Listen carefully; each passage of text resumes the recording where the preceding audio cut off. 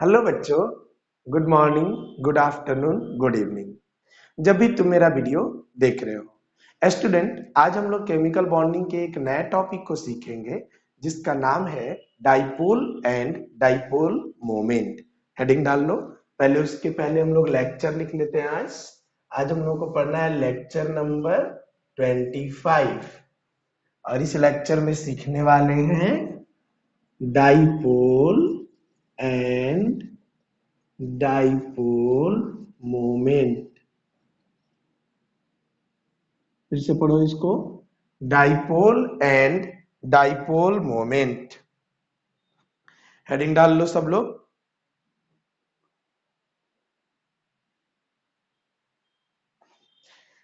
पहले पढ़ने जा रहे हैं डाइपोल क्या होता है, फिर क्या सीखेंगे कि डाइपोल मोमेंट क्या होता है ना।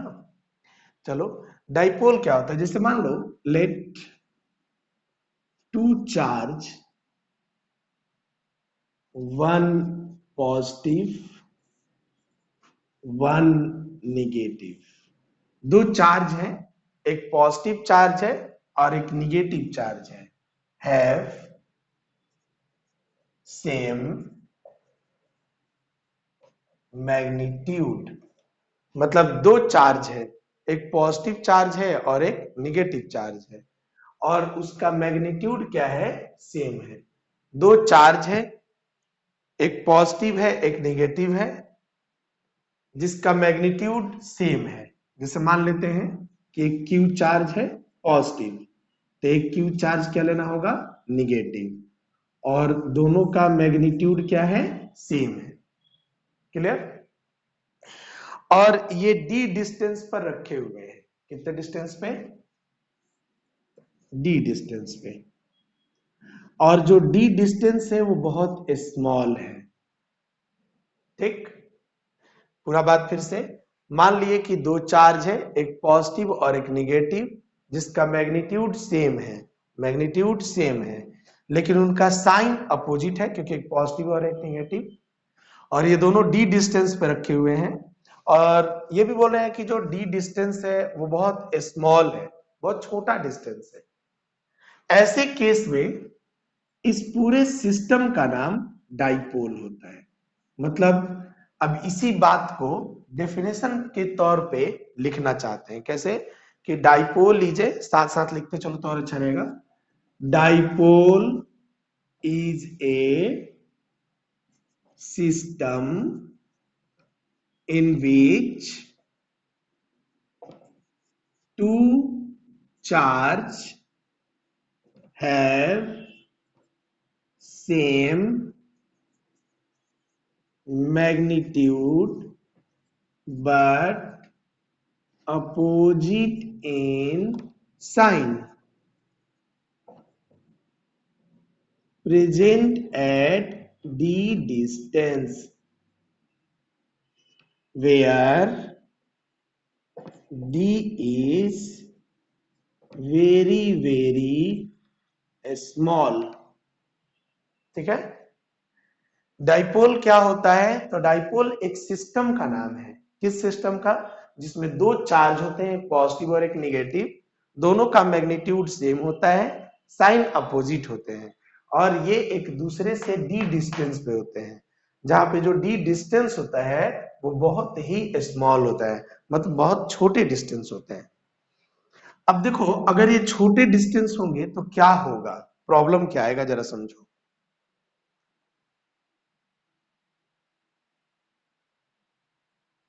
ठीक है, क्या प्रॉब्लम होगा ये देखो। जैसे मान लो ये चार्ज है Q और प्लस है, तो चार्ज का अपना एक फील्ड होता है। जैसे अर्थ है ना, अर्थ, तो अर्थ ग्रेविटेशनल फोर्स लगाता है, तो ग्रेविटेशनल फोर्स जो लगाएगा वो ग्रेविटेशनल फोर्स का एक फील्ड होगा। कि मान लो यहाँ पे अर्थ है, तो ये इतने दूर तक अपना ग्रेविटेशनल फोर्स का एरिया बना के रखा हुआ है, ये फील्ड है इसका। कोई भी इस फील्ड में आएगा तो उस पर ग्रेविटेशनल फोर्स लगेगा। वैसे ही चार्ज भी अपना एक फील्ड बनाते हैं। मान लो इसका फील्ड यहां तक है, ऐसे ऐसे, मतलब इतने फील्ड में कोई भी आएगा तो उस पे पॉजिटिव चार्ज का जो अट्रैक्शन या रिपल्सन का जो स्ट्रेंथ है उसको वो फील करेगा, फील मतलब अनुभव करेगा। जैसे मान लो कि माइनस चार्ज लाओगे तो ये इसको खींचेगा तेजी से, तो माइनस चार्ज बहुत दूर रख दोगे तो थोड़ी खींचेगा, पास लाना होगा। तो कितना पास, मान लेते हैं कि इतना पास लाइएगा तो खींचिएगा। वैसे ही निगेटिव चार्ज है तो इसका भी अपना एक फील्ड होगा, नहीं यहाँ पे इसका भी अपना एक फील्ड होगा, इसका भी अपना एक फील्ड होगा। अब इसका फील्ड तो ऐसे जाए, अब ये दोनों अपने अपने फील्ड को ऐसे जनरेट किए हुए हैं। जब हम इन दोनों को एक दूसरे के नजदीक ले आएंगे तो ये दोनों का जो फील्ड है वो एक दूसरे पे ओवरलैप करेगा और इन दोनों का अट्रैक्शन फोर्स बहुत ज्यादा होगा, अट्रैक्शन फोर्स बहुत ज्यादा होगा। मतलब ये दोनों एकदम चिपकना चाहेंगे लेकिन हम इनको यहाँ पे बाउंड कर दिए, इनको यहाँ पे बाउंड कर दिए। तो ये वाला जो एरिया है, इस एरिया में कोई भी अलग सब्सटेंस आएगा तो बहुत ही कंफ्यूज रहेगा। क्यों? क्योंकि उसको समझ नहीं आएगा कि इधर जाना है कि इधर जाना है।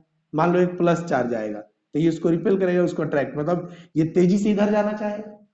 अगर माइनस चार्ज आएगा तो तेजी से इधर जाना चाहेगा। लेकिन अगर हम ऐसा बोल रहे हैं, ऐसा समझना मेरी बात को, कि ये जो इफेक्ट है वो सबसे ज्यादा यहाँ पे फील होगा। तो यही इफेक्ट ज्यादा से ज्यादा हो इसके लिए मिनिमम डिस्टेंस लिया जाता है। अगर ज्यादा बड़ा डिस्टेंस ले लोगे ना तब डाइपोल का कोई मतलब नहीं। अब डाइपोल का पूरा डेफिनेशन एक बार ध्यान से पढ़ो। कहता है कि डाइपोल क्या है, एक सिस्टम है जिसमें एक प्लस चार्ज होते हैं और एक माइनस चार्ज होते हैं जिसका मैग्नीट्यूड सेम होता है और डायरेक्शन यानी साइन अपोजिट होता है। वो एक दूसरे से डी डिस्टेंस पे प्रेजेंट होते हैं और ये डी बहुत स्मॉल होता है ताकि उनका फील्ड ज्यादा से ज्यादा ओवरलैप कर सके। This system is called dipole. ठीक है, हम उम्मीद करते हैं कि तुम यहां तक लिख लिए होगे। अब हम बात यहां से आगे बढ़ा रहे हैं, लिख लो जल्दी से। कोई डाउट है तो यहां तक लिख लो, डाउट होगा तो व्हाट्सएप पे पूछ लोगे, कोई दिक्कत नहीं है।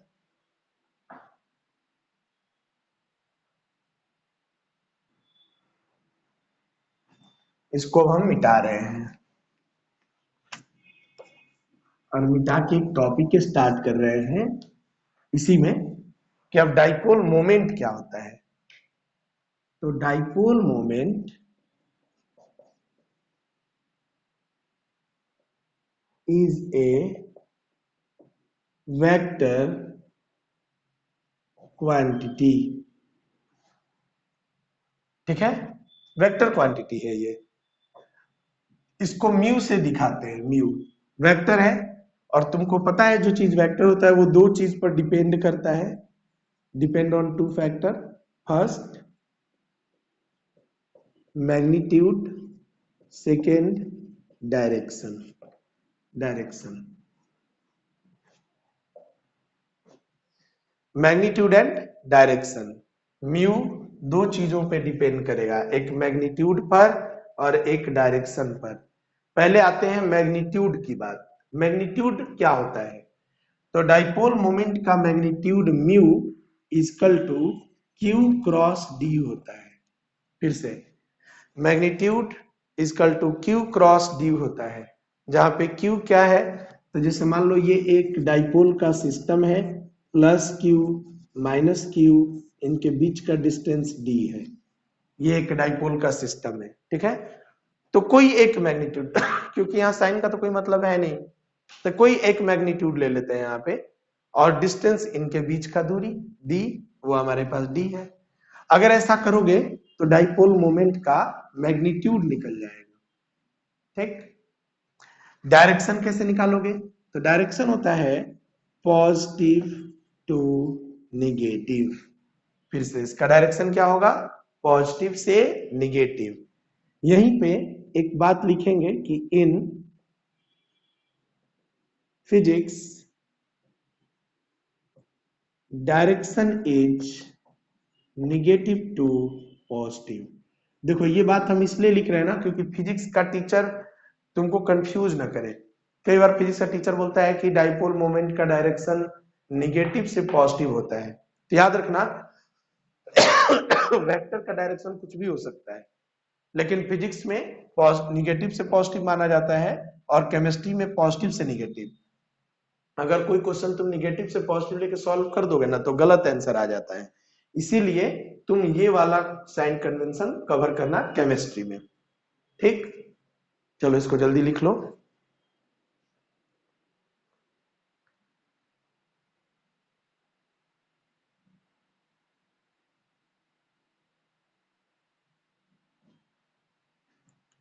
हो गया, अब आ जाओ, मिटा रहे हैं इसको।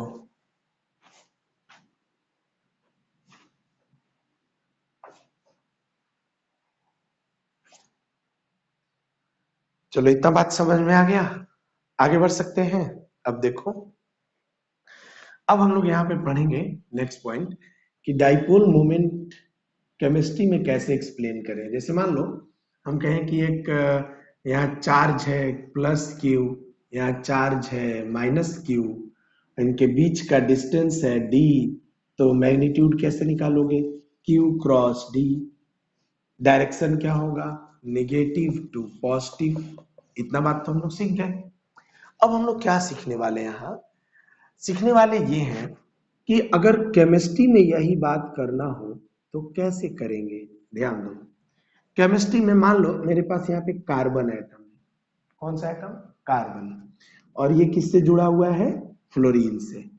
अब कार्बन और फ्लोरीन में किसका इलेक्ट्रोनिगेटिविटी पावर ज्यादा है, तो फ्लोरीन का। ठीक है, क्योंकि पीरियड में लेफ्ट से राइट जाने पे एटम का साइज छोटा होता है, इलेक्ट्रोनिगेटिविटी बढ़ता है, तो सबसे ज्यादा इलेक्ट्रोनिगेटिव एलिमेंट कौन है, फ्लोरीन है। और अगर फ्लोरीन का इलेक्ट्रोनिगेटिविटी ज्यादा है तो इस पे पार्शियली माइनस चार्ज आएगा। इसका मतलब होता है पार्शियली, डेल्टा बोलते हैं। माइनस क्यों, क्योंकि इलेक्ट्रोनिगेटिविटी का मतलब होता है बॉन्डेड इलेक्ट्रॉन को खींचने वाला। तो अगर ये फ्लोरीन इस बॉन्डेड इलेक्ट्रॉन को अपनी तरफ खींचेगा तो ऑब्वियसली इस पे पार्शियली माइनस आएगा और इस पे पार्शियली प्लस आएगा।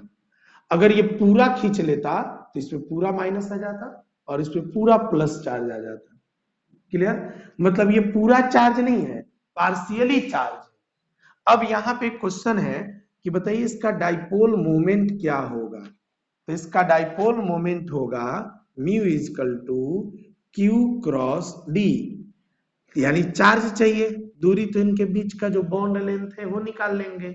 डी क्या है, तो बॉन्ड लेंथ, जो हम इजिली नहीं निकाल सकते, हमको देना पड़ेगा लिख करके। और क्यू क्या है, पार्शियली चार्ज, ये पार्शियली चार्ज है और ये बॉन्ड लेंथ है। लेकिन प्रॉब्लम क्या है, पार्शियली चार्ज का एक्चुअल वैल्यू तो हम निकाल नहीं सकते। पूरा चार्ज देता 1 माइक्रोकूलम 2 माइक्रोकूलम, तो हम लोग उस चार्ज को यहाँ पे पुट कर लेते। पार्शियली चार्ज देने से प्रॉब्लम क्या है कि हम ये तो पुट कर नहीं पा रहे हैं कि क्या वैल्यू आएगा। डिस्टेंस बॉन्ड लेंथ है वो भी हमको प्रैक्टिकली नहीं मालूम है। यही कारण है कि केमिस्ट्री में तुमसे कभी एक क्वेश्चन नहीं पूछता कि find the value of dipole moment, क्योंकि केमिस्ट्री में जो चार्ज होते हैं ना वो पार्शियली होते हैं, और पार्शियली चार्ज होने की वजह से we can't find the actual value of dipole moment. अगर तुम एनसीईआरटी का बुक देखोगे तो वहां पे कुछ मॉलिक्यूल्स के डाइपोल मोमेंट का वैल्यू लिखा हुआ है, लेकिन वो एक्सपेरिमेंटल निकाल करके लिखा हुआ है, तुम उसके चक्कर में मत पड़ना। हाँ, कुछ मॉलिक्यूल का डाइपोल मोमेंट एक्सपेरिमेंटल याद रखोगे तो अच्छी बात है ये, लेकिन उसकी जरूरत नहीं है। तुमको मेनली क्या रखना है याद, पार्शियली चार्ज है तो इस तरीके से निकलता है, बस आप हमें चार्ज दे दीजिए, आप हमें बाउंड लेंथ दे दीजिए, हम डाइपोल मोमेंट बता देंगे। ठीक, अब कहोगे सर तब केमिस्ट्री में क्या पूछता है, केमिस्ट्री में पूछता है डायरेक्शन केवल। क्यों, क्योंकि पार्शियली चार्ज लाना, बॉन्ड लेंथ लाना बहुत टफ काम है, और पार्शियली चार्ज और बॉन्ड लेंथ वो देगा तो केवल मल्टीप्लाई करके वैल्यू निकलवाने के लिए तो पूछेगा नहीं। तो इसमें 90% केस में ना, जब अभी तक जो क्वेश्चन आए हैं मेडिकल हो जेई हो सब जगह देखना केवल डायरेक्शन पूछता है कि यहाँ पे डाइपोल मोमेंट का डायरेक्शन बताइए। अब तुम बताओ, कार्बन और फ्लोरीन यहाँ partially minus partially plus, dipole moment का डायरेक्शन किधर से किधर होगा, तो पॉजिटिव से निगेटिव हो। डाइपोल मोमेंट का डायरेक्शन किधर होगा, पॉजिटिव से निगेटिव। अब यहाँ पे हम कुछ क्वेश्चन देते हैं, तुम इसका डायरेक्शन बताना। Nitrogen oxygen, oxygen fluorine, oxygen sulphur, fluorine chlorine, सब जगह डाइपोल का डायरेक्शन बताना है। फास्ट करो।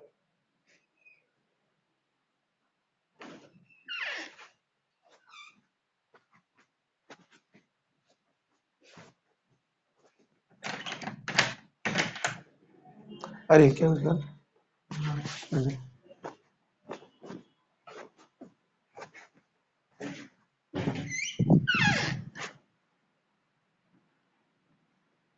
चलो बन गया डाइपोल का डायरेक्शन।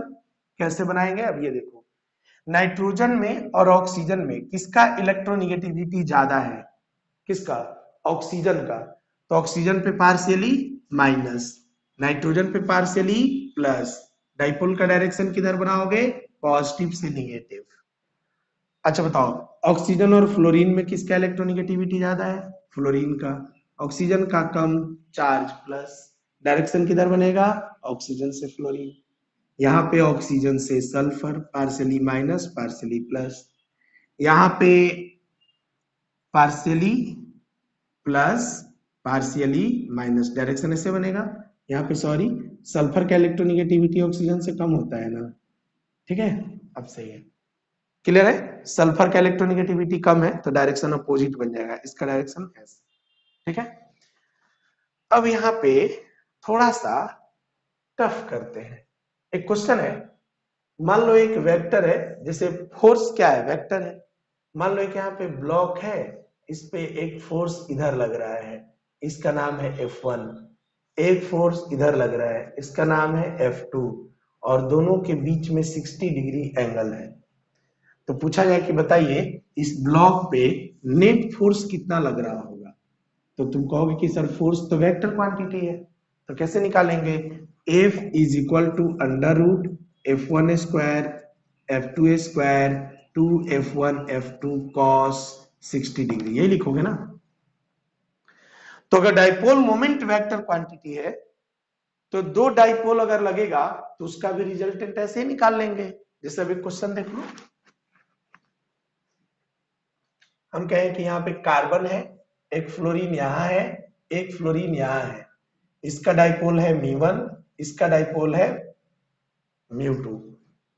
बताइए नेट डाइपोल क्या होगा, नेट डाइपोल मोमेंट क्या होगा। तब इसमें देखो कार्बन का इलेक्ट्रोनिगेटिविटी ज्यादा है कि फ्लोरीन का, तो फ्लोरीन का, फ्लोरीन पे पार्शियली माइनस कार्बन पे प्लस, यहाँ फ्लोरीन पे पार्शियली माइनस कार्बन पे प्लस।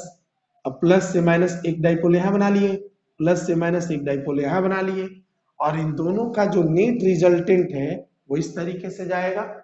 इसका वैल्यू अगर निकालना हो तो कैसे निकालेंगे, तो mu is equal to under root μ1 का स्क्वायर μ2 का स्क्वायर 2μ1 μ2 cos 90 डिग्री।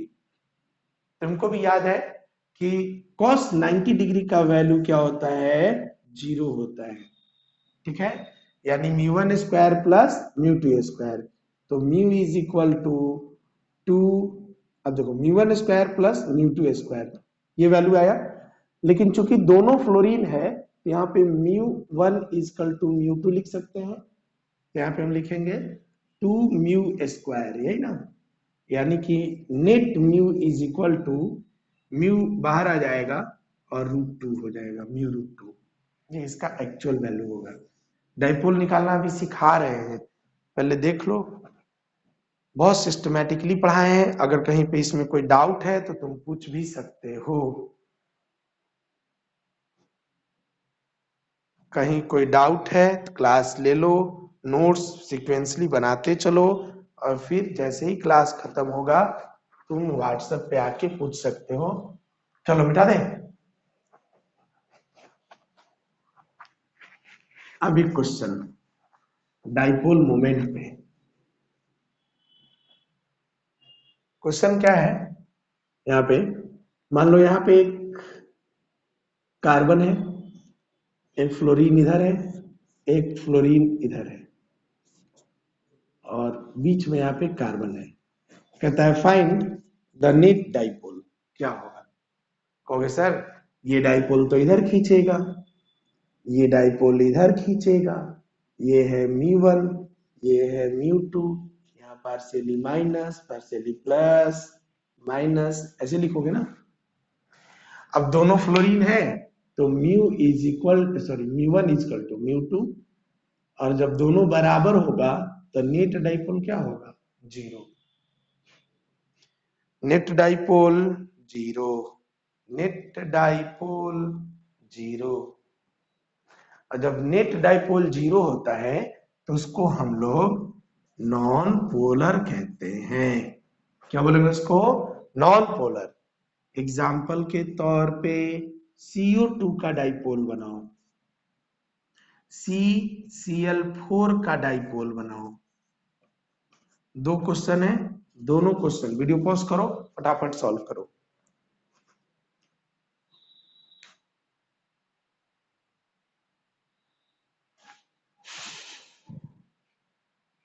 बन गया? अब आ जाओ, चलो पहले इसको सॉल्व करते हैं। कार्बन का इलेक्ट्रोनेगेटिविटी ज्यादा कि ऑक्सीजन का? तो कार्बन और ऑक्सीजन में ऑक्सीजन का इलेक्ट्रोनेगेटिविटी ज्यादा, कार्बन का इलेक्ट्रोनेगेटिविटी कम, फिर ऑक्सीजन का इलेक्ट्रोनेगेटिविटी ज्यादा। अब तुम बताओ, कार्बन और ऑक्सीजन में ऑक्सीजन का इलेक्ट्रोनेगेटिविटी ज्यादा है तो अब यहाँ पे चार्ज किधर से बनेगा? कार्बन से ऑक्सीजन की तरफ। फिर वैसे ही इधर चार्ज कैसा आएगा? कार्बन से ऑक्सीजन की तरफ। बताओ इसका नेट डाइपोल क्या लिखोगे? 0 आएगा।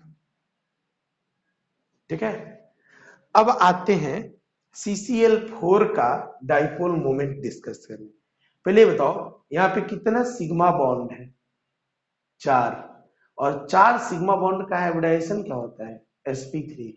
शेप क्या होता है? टेट्राहेड्रल। तुम ऐसे स्क्वायर शेप बना के करोगे तो गलत आएगा, टेट्राहेड्रल पर सोचो। यहाँ कार्बन और इसका टेट्राहेड्रल क्लोरीन बनाओ, 1 Cl, 2 Cl, 3 Cl, 4 Cl, ऐसे 4 क्लोरीन बना लिए। इसको देखो हम यहाँ पे स्ट्रक्चर से दिखाने का प्रयास कर रहे हैं। देखो मेरे पास सपोज करो कि ये 4 Cl है ऐसे, तो चारों ऐसे टेट्राहेड्रल शेप में ऐसे बना हुआ रहेगा ऐसे। अब हम बात कर रहे हैं कोई दो लेते हैं कंसीडर। पहले मान लो हम ये दोनों कंसीडर करते हैं, ये दोनों कंसीडर करते हैं, मतलब ये दोनों कंसीडर करते हैं, फिर ये दोनों कंसीडर करेंगे। पहले ये दोनों फिर ये दोनों। इन दोनों का डाइपोल कैसे निकलेगा? तो इन दोनों का अगर डाइपोल निकालना होगा इन दोनों का, तो ये डाइपोल का डायरेक्शन ऐसे जाएगा।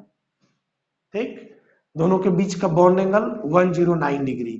तो लिखोगे mu is equal to under root μ1 square μ2 square plus 2 μ1 μ2 cos 109 degree. लिख दिए। अब आ जाओ, वैसे ही फिर इन दोनों का रिजल्टेंट, इन दोनों का रिजल्टेंट जब निकालोगे तो वो ऐसे जाएगा इधर, मतलब ऐसे जाएगा इधर। ठीक है, अब तुम समझ रहे होगे, ऐसे इधर जाएगा। इसका value mu is equal to under root μ1 square μ2 square 2 μ1 μ2 cos 109 degree. दोनों यही हाल हो गया, मतलब दोनों म्यू एक दूसरे को क्या कर दिए? कैंसल आउट कर दिए, और नेट डाइपोल क्या आ गया? 0। और नेट डाइपोल 0 आने से इसका वैल्यू क्या हो जाएगा? Non polar. वैल्यू क्या आएगा? Non polar. क्लियर हो गया यहां तक सारी बातें? मिटा दे इसको।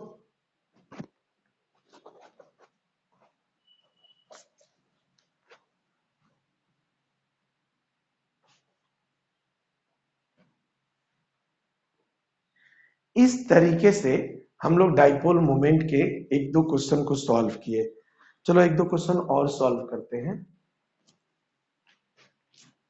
यहाँ पे तुमको क्वेश्चन बताना है कि CH3Cl, CH2Cl2, CHCl3, CCl4, 1 2 3 4 सारे मॉलिक्यूल का डाइपोल निकालो। मान लो इसका डाइपोल μ1 μ2 μ3 μ4। चारों का अलग अलग डाइपोल आ गया। तुमको ये बताना है कि इस चारों में सबसे ज्यादा डाइपोल मोमेंट किसका होगा, ऑर्डर लिखना है। वीडियो मेरा पॉज करो, फिर सारे मॉलिक्यूल का डाइपोल मोमेंट निकालो और बताओ क्या आंसर आएगा। अच्छा, पहले वाले का देखो, क्लोरीन का इलेक्ट्रोनेगेटिविटी माइनस, इसका इलेक्ट्रोनेगेटिविटी प्लस, तो यहाँ पे एक डाइपोल हो जाएगा, जो भी होगा μ1 का वैल्यू आएगा कुछ। अब यहाँ जब CH2Cl2 लिखोगे तो दो क्लोरीन है, यहाँ भी पार्शियली माइनस पार्शियली प्लस, यहाँ भी पार्शियली माइनस पार्शियली प्लस। इसका डाइपोल लिखोगे तो इस तरीके से जाएगा, इसका डाइपोल लिखोगे इस तरीके से जाएगा। इन दोनों के बीच का एंगल क्या होगा, थीटा। ठीक है, अब मेरी बात समझो, जब रिजल्टेंट म्यू निकालोगे, जो तुम्हारा एक्चुअली में μ2 है, रिजल्टेंट निकालोगे तो वो अंडर रूट हो जाएगा। पहले वाले में तो कोई अंडर रूट जैसा बात नहीं था, लेकिन दूसरे में तो अंडर रूट आ गया। ऑब्वियस है कि इसका वैल्यू इससे थोड़ा कम हो जाएगा, अंडर रूट आने से वैल्यू छोटी हो जाती है। अब आते हैं CHCl3 का निकाल लें। CHCl3 मतलब CH और 3 क्लोरीन, तो जब 3 है और 2 का निकालोगे तो अंडर रूट लोगे, मतलब वैल्यू छोटी हुई। फिर इस जो रिजल्टेंट आया है उसमें मान लो रिजल्टेंट ऐसे गया है, और इसमें फिर तुमको एक बार ऐसे सॉल्व करना पड़ेगा अंडर रूट लेकर के, मतलब तुमको दो बार अंडर रूट लेना पड़ेगा, एक बार इन दोनों के लिए, फिर इन दोनों के लिए रिजल्टेंट और एक क्लोरीन जो बचा है उन दोनों के बीच फिर फाइनल रिजल्टेंट। तो दो बार रूट लेने से ये वैल्यू और छोटी होगी। और μ4 जो अभी तुरंत बताए हैं कि CCl4 का कितना होता है, 0 होता है। यानी यहाँ डाइपोल मोमेंट का ऑर्डर लिखना होगा तो लिखेंगे μ1 μ2 μ3 μ4, और μ4 के लिए वैल्यू क्या लिखेंगे, 0। इसका नाम क्या होगा, नॉन पोलर। ठीक है, अब यहां इन तीनों की बात करें क्या कहलाएगा, तो जब किसी के देखो दो बात होता है, जब μ इज इक्वल टू 0 आए तो नॉन पोलर बोलते हैं, और जब μ इज इक्वल टू 0 ना हो तो पोलर बोलते हैं। ये कंसेप्ट याद रखना। जैसे ये तीनों पोलर है और ये तुम्हारा नॉन पोलर है, ठीक है, ये तीनों पोलर और ये तुम्हारा नॉन पोलर, लिख लो जल्दी से, तीनों पोलर और ये non polar, polar and non polar, polar and non polar.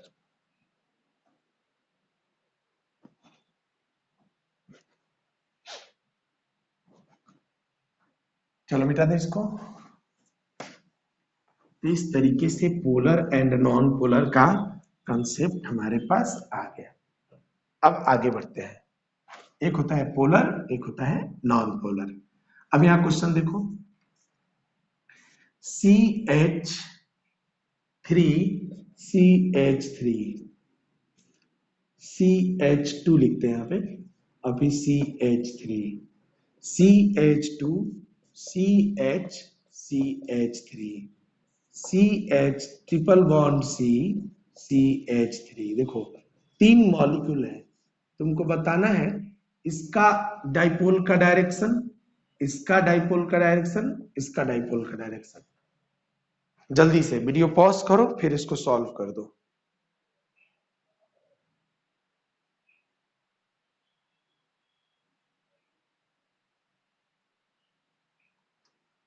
अब पहले ये बताओ, जब तुम यहां सॉल्व कर रहे होगे तो देखोगे कि इसका हाइब्रिडाइजेशन है sp3।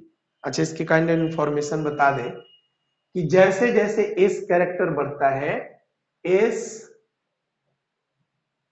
Character is directly proportional to electronegativity. s character जितना ज्यादा, इलेक्ट्रोनिगेटिविटी उतना ज्यादा। जैसे कि अगर दोनों sp3 है तो दोनों का s कैरेक्टर सेम है, इलेक्ट्रोनिगेटिविटी सेम है, इसका डाइपोल मोमेंट 0 होगा।